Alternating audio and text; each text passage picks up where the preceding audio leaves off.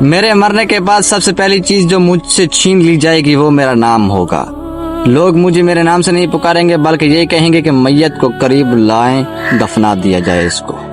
لہذا مجھے اپنے نام کی شہرت، عہدے، نام و نسب و قومیت پر فخر کرنے کے بجائے عاجزی اختیار کرنی چاہیے. اے انسان، تجھ پر 3 قسم کے غم کیے جائیں گے. سب سے پہلے وہ جو تمہیں سرسری نظر سے سرسری جانتے ہوں گے وہ کہیں گے کہ بیچارہ. نمبر 2 پر تمہارے گہرے دوست آئیں گے. وہ 1 گھنٹہ 2 گھنٹے 2 دن بعد اپنے وہی خوشحال زندگی میں مصروف ہو جائیں گے، تمہیں بھول جائیں گے. نمبر 3 پر تمہارے گھر والے آتے ہیں، رشتہ دار آتے ہیں، اہل و عیال آتے ہیں.